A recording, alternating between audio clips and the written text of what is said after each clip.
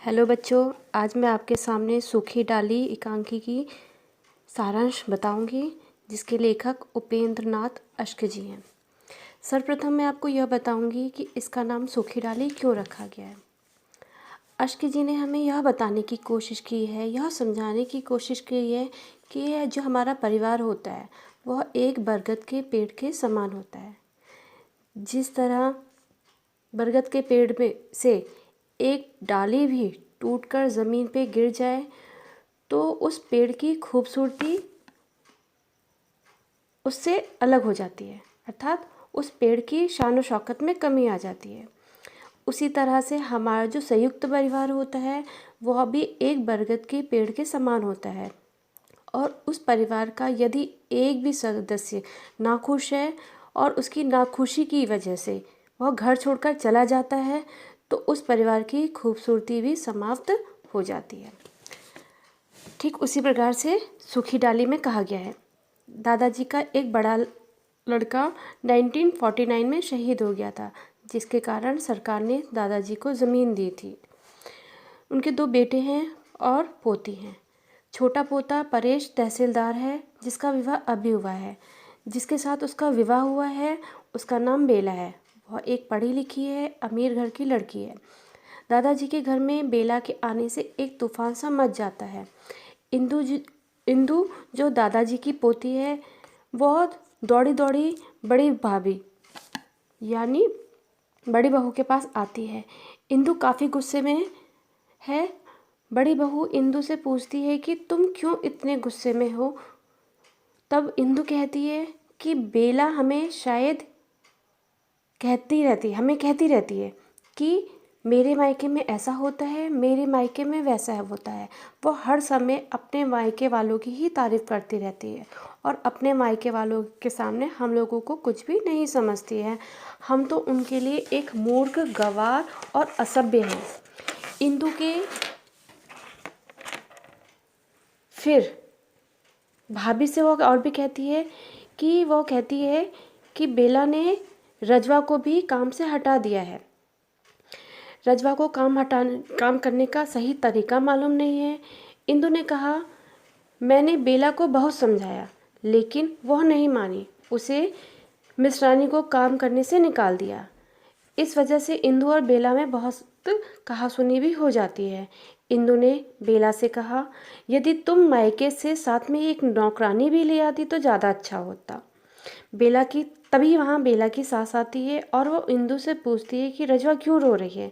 तभी इंदु ने बेला की सारी बात बताई।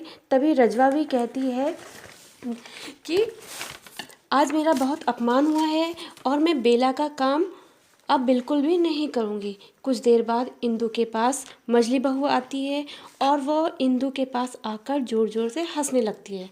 और मझली बहू कहती है कि आज बेला ने अपने कमरे से सारा फर्नीचर बाहर निकाल कर रख दिया है, और परेश पर भी वो चिल्ला रही थी।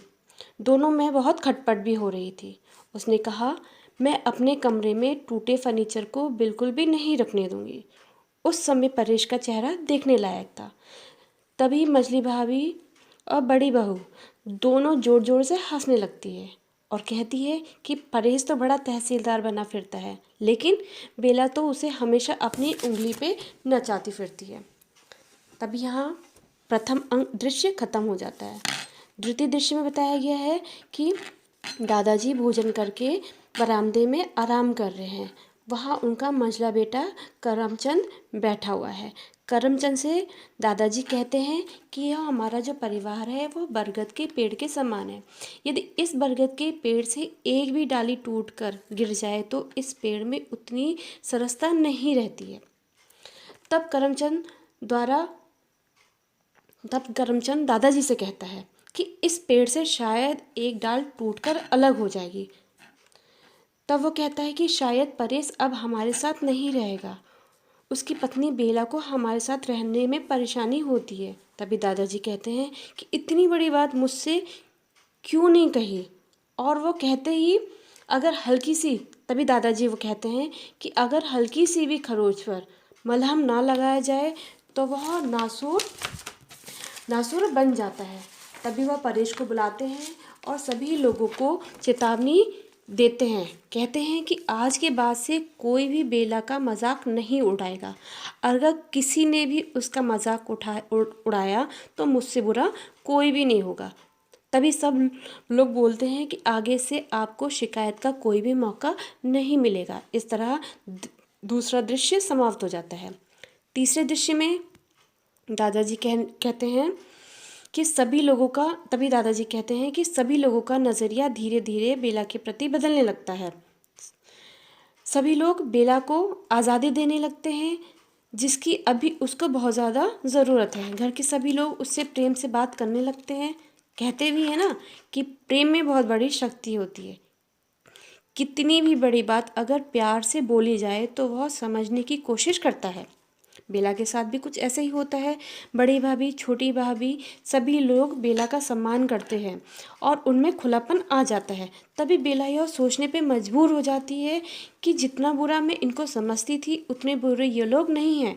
ये लोग दिल के बहुत साफ हैं। तभी बेला अपने पति परेश से कहती है कि मुझे यह सब नहीं चाहिए, क्योंकि बेला के क्योंकि घर के सभी बड़े लोग मेरा आदर सम्मान करते हैं। मानो ऐसा लगता है कि घर की बड़ी बूढ़ी मैं ही हूँ। तभी परेश कहता है, तुम चाहती क्या हो?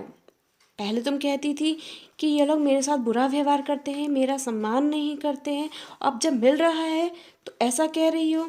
तभी बेला बोलती है, मुझे नहीं पता मुझे क्या चाहिए, लेकिन यह तो बिल्कुल नहीं चाहिए। तभी इंदु के द्वारा बताए जाने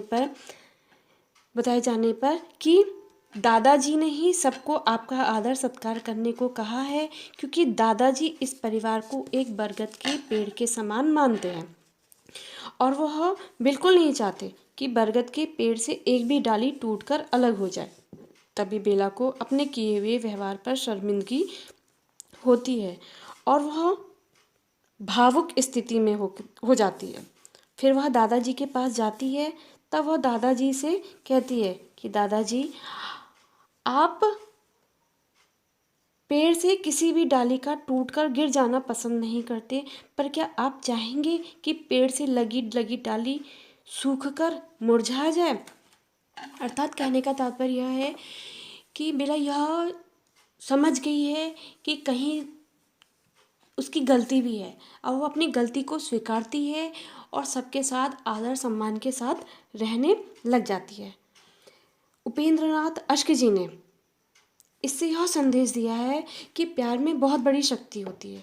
खुलेपन से अपनी बातों को अगर दूसरों के सामने पहुंचा दिया जाए तो वह बहुत अच्छे से समझ ली जाती है। ठीक इसी प्रकार से अश्क जी ने सूखी डाली से यह संदेश देने की कोशिश की है कि अगर संयुक्त परिवार में सभी लोग मिलजुल के रहे, अगर कोई उसमें व्यक्ति ऐसा है जो उसमें नाखुश है तो उसकी नाखुशी का वजह जाननी चाहिए और उसकी हर समस्या का समाधान करना चाहिए। धन्यवाद।